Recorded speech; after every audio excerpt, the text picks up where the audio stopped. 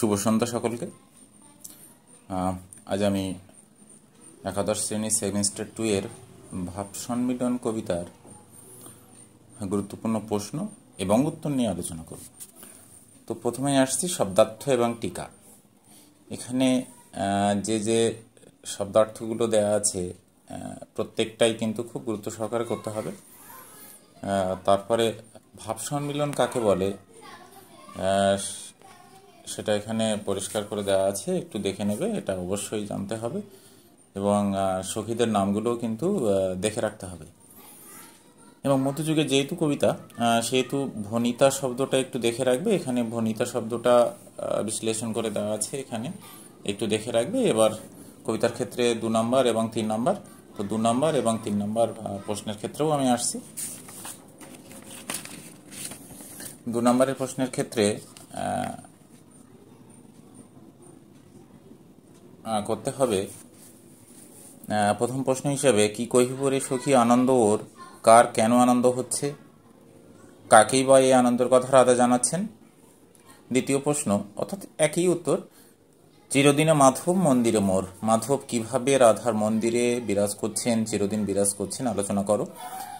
অবশ্যই এই দুটো প্রশ্নের উত্তর, এই একটি উত্তর, এর বেশি আর লেখার দরকার নেই। তৃতীয় প্রশ্ন হিসাবে, পাপ সুধাকর যত দুঃখ দিল, সুধাকর কে, তাকে পাপী বলার কারণ কি, রাধা তাকে পাপী বলেছেন কেন, এই প্রশ্নে কিন্তু বিশ্লেষণ করা আছে।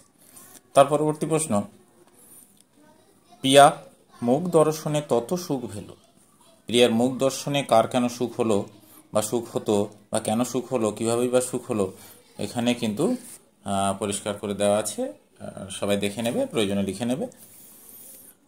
তার পরবর্তী প্রশ্ন, আঁচর ভরিয়া যদি মহানিধি পাই, তব হাম প্রিয়া দূর দেশে না পাঠাই, তাৎপর্য আলোচনা করো। অর্থাৎ প্রশ্ন আসতে পারে যে রাধা কৃষ্ণকে কেন দূর দেশে পাঠাতে চান না, তার কারণেই বা কি। পরবর্তী পেজের উত্তর দেওয়া আছে, একটু দেখে নেবে।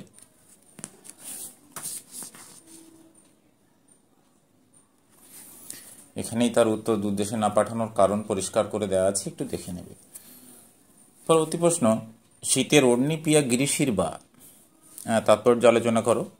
অর্থাৎ শীতের ওড়না এবং গ্রীষ্মের বাতাসের সঙ্গে রাধা শ্রীকৃষ্ণকে তুলনা করেছেন কেমনভাবে, এখানে কিন্তু বর্ণনা করা আছে। তারপর আছে বরিশর ছত্রপ্রিয়া দরিয়ার না, বর্ষার ছাতা এবং মাছ দরিয়া বা সমুদ্রের নৌকার সঙ্গে রাধা শ্রীকৃষ্ণকে তুলনা করেছেন, এই পর্বে তার বর্ণনা করা আছে। এবং একেবারে শেষ প্রশ্ন 2 নম্বরের আসছি, এটা মধ্যযুগের কবিতার একটি বিশেষ ধরন বা রীতি, ভনিতা। সেই ভনিতা কিন্তু দেখে রাখবে। ভনয়ে বিদ্যাপতি শুনবর নারী, সুজনক দুঃখ দিবস 2-4। হ্যাঁ, কেন বিদ্যাপতি কি বলেছেন ভনিতায় রাধাকে সম্বোধন করে বলেছেন, এখানে কিন্তু পরিষ্কার করে দেওয়া আছে, একবার দেখে নেবে সবাই। এবার আসছি 3 নম্বরের প্রশ্ন।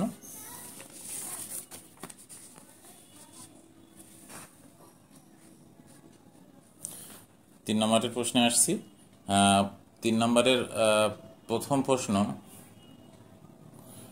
কি কহিব রে সখী আনন্দ ওর, রাধার আনন্দের সীমা নেই কেন, অথবা চিরদিনে মাধব মন্দিরে মোর, শ্রীকৃষ্ণ চিরকাল রাধার মন্দিরে অবস্থান করছেন কিভাবে, আলোচনা করো। এটা যেহেতু 3 নম্বরের প্রশ্ন, দুটো প্রশ্নেরই একই উত্তর, একটু দেখে নেবে এখানে।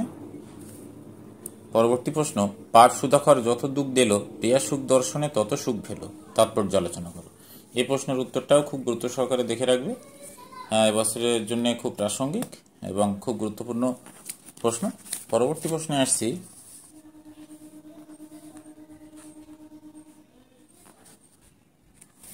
আঁচর ভরিয়া যদি মহানিধি পায়।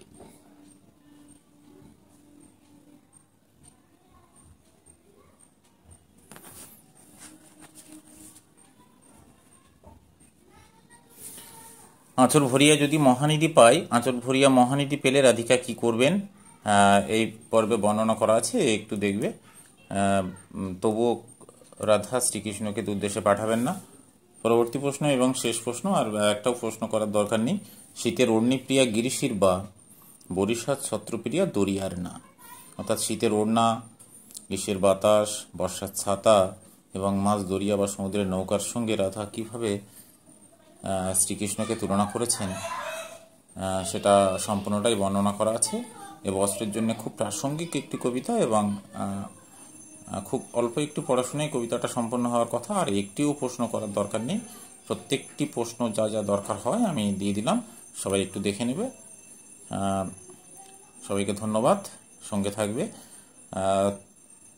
সাবস্ক্রাইব করে বেল আইকনে প্রেস করে সঙ্গে থাকবে। যে মুহূর্তে আমি দেব কোনো নোট বা কোনো বিশ্লেষণ বা কোনো শব্দার্থ বা টিকা বা কোনো গল্প কবিতার বিশ্লেষণ বা সাহিত্যের ইতিহাসের বিশ্লেষণ, সেই মুহূর্তে তোমাদের কাছে নোটিফিকেশন পৌঁছে যাবে। সবাই খুব মন দিয়ে দেখবে, প্রত্যেকটি নোট খুব প্রাসঙ্গিক। ধন্যবাদ সবাইকে।